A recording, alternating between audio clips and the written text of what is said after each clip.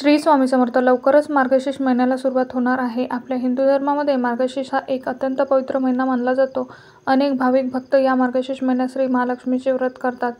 हे महालक्ष्मीचे व्रत घरामध्ये सुख, समृद्धी, शांती, ऐश्वर्य मिळावे म्हणून, तसेच श्री महालक्ष्मीची कृपा आपल्यावर नेहमी असावी, लक्ष्मीचा वास आपल्या घरात कायम असावा यासाठी हे व्रत केले जाते.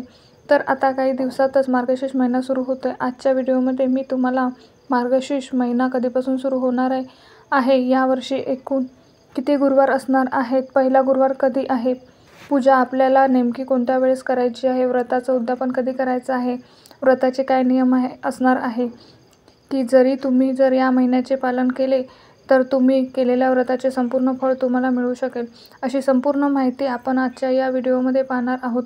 त्यामुळे हा व्हिडिओ शेवटपर्यंत नक्की पहा आणि चॅनलवरती नवीन असाल तर सबस्क्राईब करा आणि व्हिडिओला एक लाईक करा. कमेंटमध्ये जय महालक्ष्मी असे नक्की लिहा.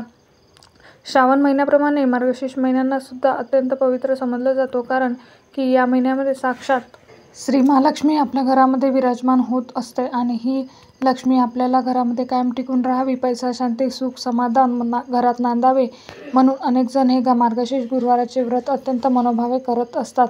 मार्गशीर्ष महिन्यात दर गुरुवारी हे व्रत केले जाते. मार्गशीर्ष गुरुवारला आध्यात्मिक महत्त्व आहे. विवाहित महिला कौटुंबिक सुख, संपत्ती आणि समृद्धीसाठी उपवास करतात आणि देवी महालक्ष्मी किंवा वैभवलक्ष्मीची पूजा करतात. मार्गशीर्ष महिन्याचे शुभ फल प्राप्त करण्यासाठी दर गुरुवारी लक्ष्मीची पूजा करण्याची परंपरा आहे. मार्गशीर्ष गुरुवारी व्रत करून लक्ष्मी आणि भगवान विष्णूची पूजा केल्याने भक्तांना लक्ष्मीनारायणाची कृपा प्राप्त होते. मार्गशीर्ष महिना हा अत्यंत शुभ मानला जातो. या महिन्यात केली जाणारी लक्ष्मी आणि भगवान विष्णूची पूजा विशेष फलदायी ठरते. मार्गशीर्ष महिन्याच्या पहिल्या गुरुवारी हे व्रत सुरू करून शेवटच्या गुरुवारी त्याचे उद्यापन केले जाते. पूजेमध्ये देवी लक्ष्मी आणि भगवान विष्णू यांची पूजा केली जाते. यंदा मार्गशीर्ष महिन्याची सुरुवात ही 21 नोव्हेंबर 2025 रोजी होत आहे. अमावस्या जी आहे तर ती 20 नोव्हेंबर 2025 रोजी कार्तिक अमावस्या असणार आहे. दुसऱ्या दिवशी मार्गशीर्ष महिन्याची सुरुवात म्हणजे 21 नोव्हेंबर 2025ला मार्गशीर्ष महिन्याची सुरुवात होते. कार्तिक अमावस्या ही 19 नोव्हेंबर 2025 बुधवारी सकाळी 9:23 सुरू होत असून 20 तारखेला गुरुवारी दुपारी 12 16 मिनिटांनंतर संपन्न आहे. परंतु उदयतिथीनुसार अमावस्या जी आहे तर ती 20 नोव्हेंबर 2025 गुरुवारी समजली जाईल. त्यामुळे शुक्रवारी मार्गशीर्ष महिन्याची सुरुवात जी होत आहे. यंदा 4 मार्गशीर्ष गुरुवार असणार आहेत. 27 नोव्हेंबर 2025ला पहिला गुरुवार असणार आहे, तर 4 डिसेंबर 2025ला दुसरा मार्गशीर्ष गुरुवार असणार आहे, 11 डिसेंबरला तिसरा मार्गशीर्ष गुरुवार असणार आहे आणि 18 डिसेंबरला चौथा मार्गशीर्ष गुरुवार असणार आहे. 19 डिसेंबरला अमावस्या आहे. त्यामुळे आपल्याला शेवटचा जो गुरुवार आहे तर तो 18 डिसेंबर 2025 रोजी शेवटचा गुरुवार करायचा आहे. या दिवशी व्रताचे उद्यापन करायचे. एकूण 4 गुरुवार असणार आहे. मार्गशीर्ष महिन्याच्या पहिल्या गुरुवारी व्रताचा प्रारंभ करून शेवटच्या गुरुवारी त्याचं उद्यापन करतात. यावर्षी आपल्याला चौथ्या गुरुवारी या व्रताचे उद्यापन करायचे आहे. परंतु काही जणांना काही कारणामुळे मार्गशीर्ष महिन्यात हे व्रत करायला जमलं नाही, तर त्यांनी कोणत्याही महिन्याच्या पहिल्या गुरुवारी हे व्रत करू शकतात आणि शेवटच्या गुरुवारी त्याची सांगता करावी. काही जण तर वर्षभर या व्रताचे पालन करतात, तर तुम्ही वर्षभर सुद्धा हे व्रत करू शकता. तर हे मार्गशीर्ष महिन्यातील महालक्ष्मीचे व्रत कोणीही करू शकतं. कन्या, स्त्री, पुरुष सर्वजण हे व्रत करू शकतात. तर या दिवशी दिवसभर उपवास करून हे व्रत केलं जातं आणि सायंकाळी उपवास सोडला जातो. लक्ष्मीचे मनोभावे पूजा करून आधी नैवेद्य अर्पण केला जातो. पूजा झाल्यावर महालक्ष्मीचे व्रतकथा आवर्जून वाचली जाते. त्याचबरोबर अनेक जणांना प्रश्न पडतो की ही पूजा नेमकी कधी मांडावी, सकाळी की संध्याकाळी. खरे तर ही पूजा तुम्ही सकाळी शक्य होईल तितक्या लवकर स्वच्छ स्नान करून करू शकता. परंतु अनेक जणांना ही पूजा सकाळी करायला जमत नाही.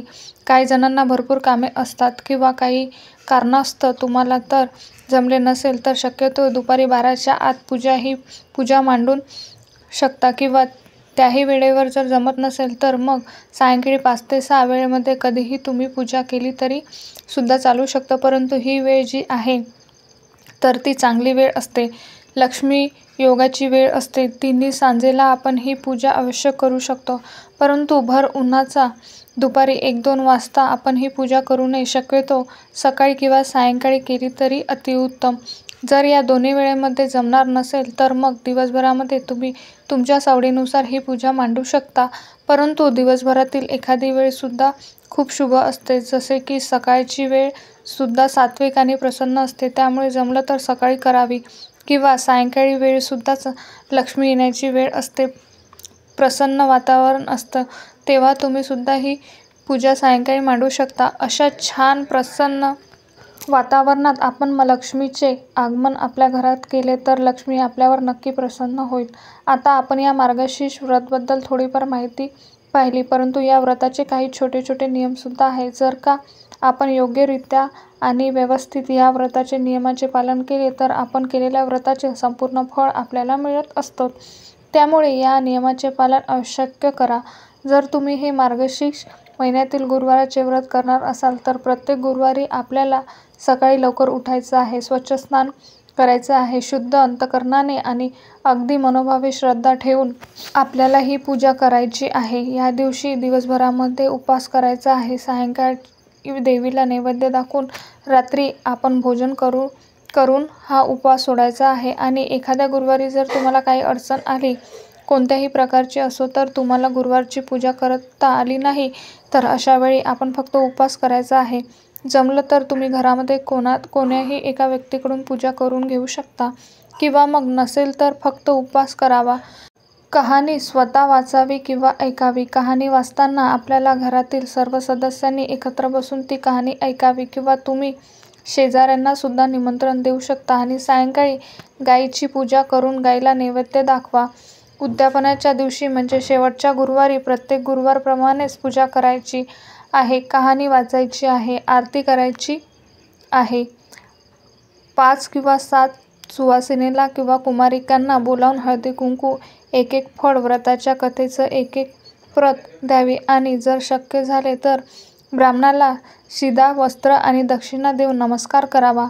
आणि यानंतर सर्वांनी भोजन करावे. त्या दिवशी गुरुवारी सायंकाळी पूजा आरती करावी. सर्वांना प्रसाद घ्यावा. जर मार्गशीर्ष महिन्यामध्ये जमले नाही तर कोणत्याही महिन्याच्या पहिल्या गुरुवारी या लक्ष्मी व्रताची सुरुवात करावी.